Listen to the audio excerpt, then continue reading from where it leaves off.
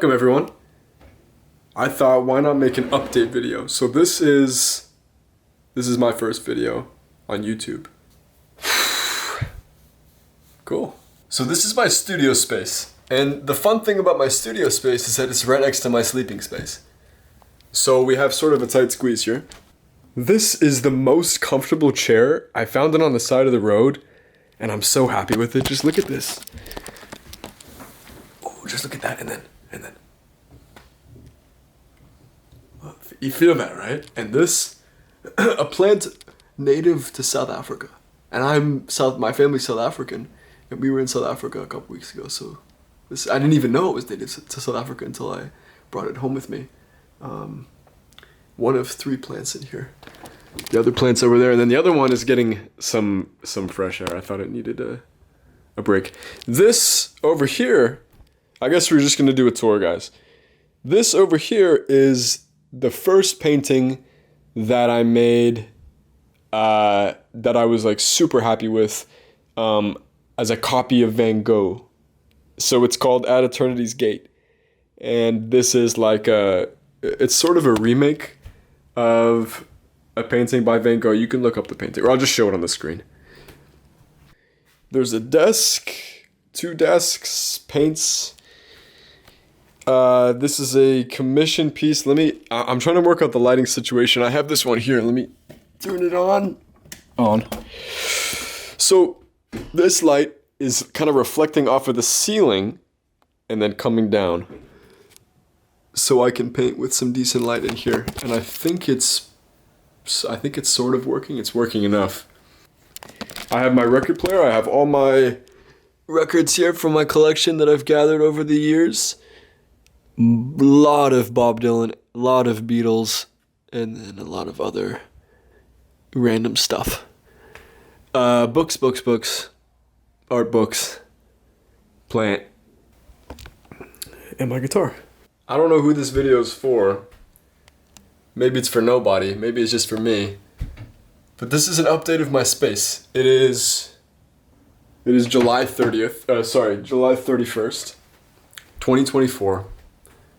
I'm 2 weeks into my work as an artist. And let me give you an update of what I've made so far. So this one right here, I just finished. I might do some finishing touches. Still a little dark in this room, but you get the picture. It's a commission piece. It's based on a photo from New Zealand. And I like how it's turned out. Maybe I'll discuss my work more, but I'll just give an overview. This one I really like. I think the lighting's fine. This one I really like. I was sitting here and I was looking right there. And if you recognize this plant, it's the guy who's taking a break outside. And he was sitting right there. And the best part about it are these cadmium red glints that were lit up by this like cloudy, overcast ambient light that was coming in. And so I was trying to get that red and green contrast to kind of pop, because it's supposed to be sort of a moody, like a dull, overcast day, moody, vibe. I really would like to get better. I would like to get better at describing art. So maybe these videos will help me to do that. But by the way, I started recording because I'm like a little overexcited right now. But I started recording because I want to document what I'm doing. And I want to get more comfortable speaking in front of camera. And I want to do more things just for me. Like I want to do updates for me, documenting almost like a video journal of my journey, my process, my creative output, what I'm doing. Cause I feel like it's worthwhile. I feel like this is the most exciting that my life has been.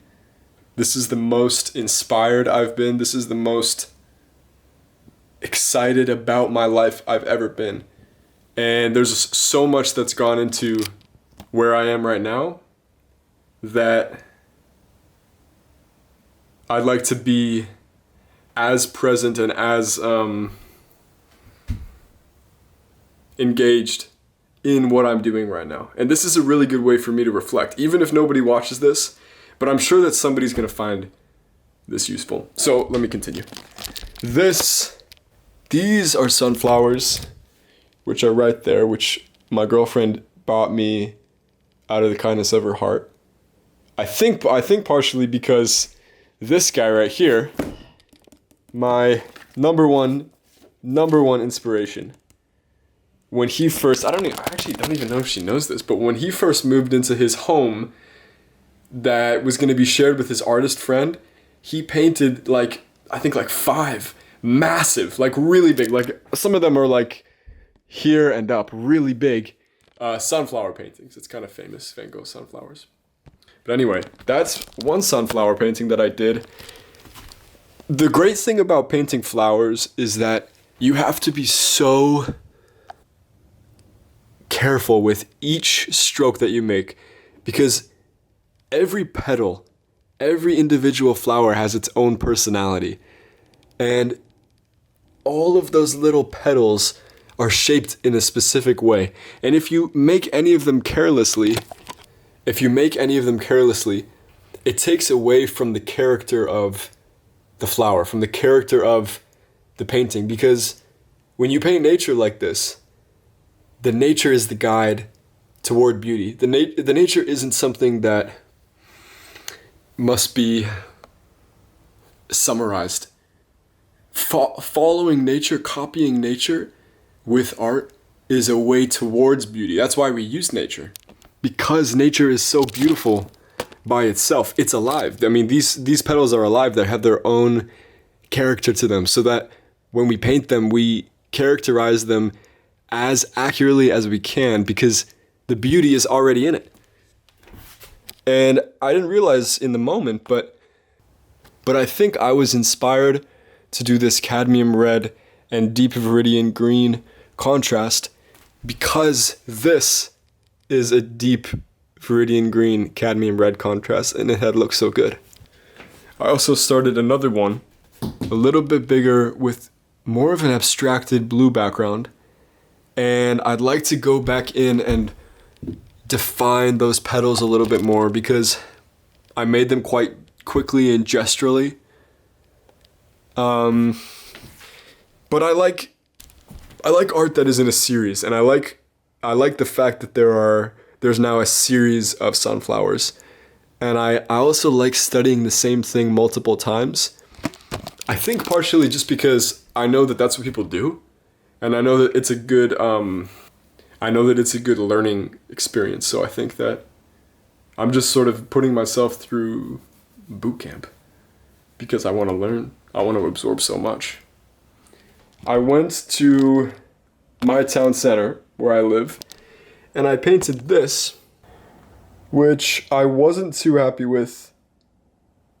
It's just a little bit small, and I find that I used basically the same 2 brushes the entire time I was making this, and I find that when I use the same 2 brushes and there isn't a diversity in the shape of or the size of the brush, it looks pretty, like, not dynamic.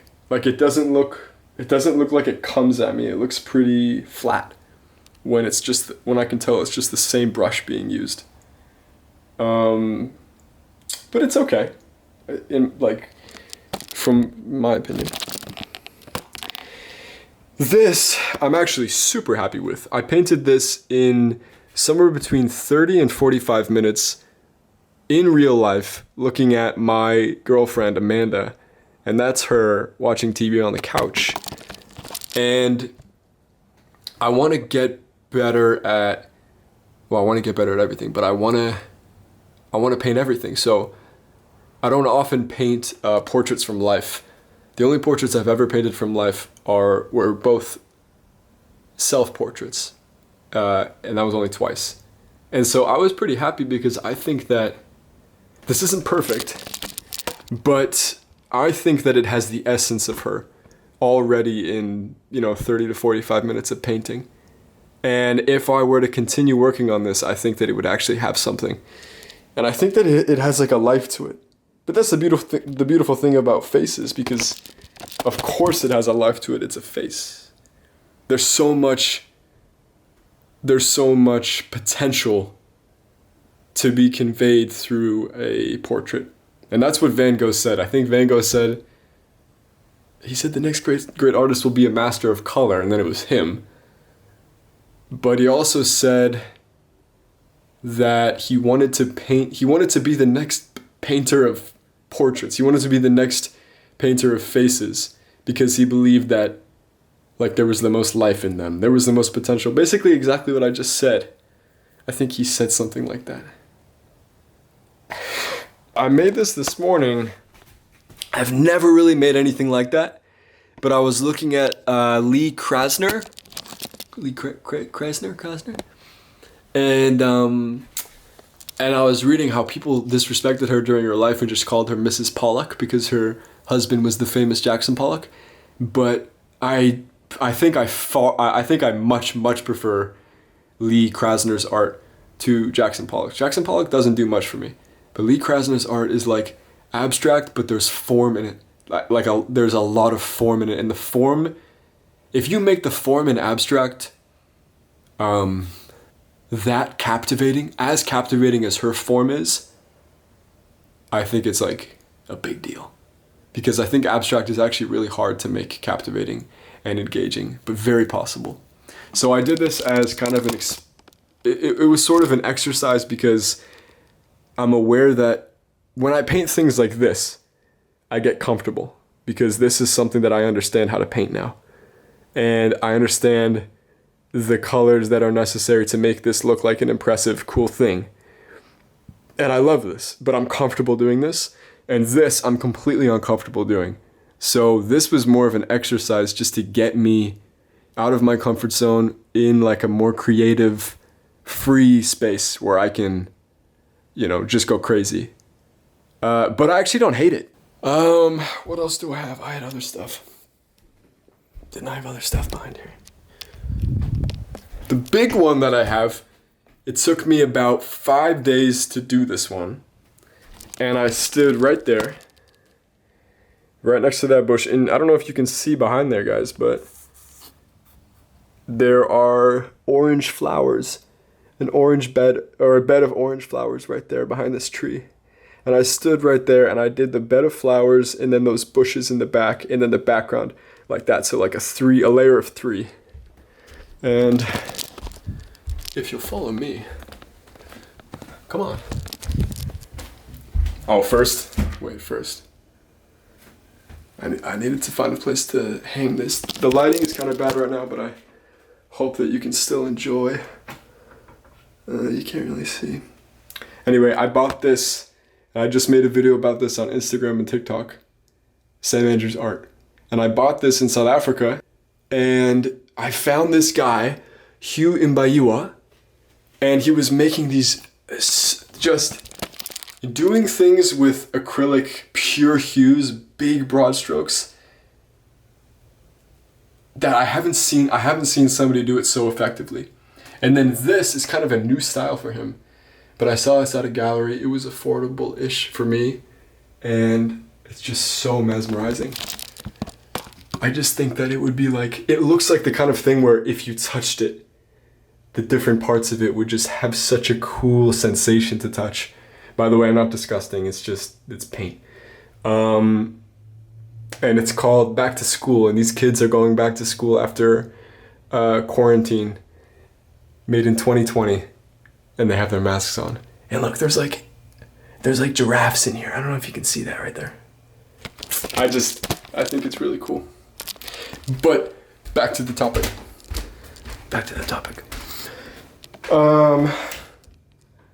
Okay, it's kind of dull light now, but let's see what it looks like.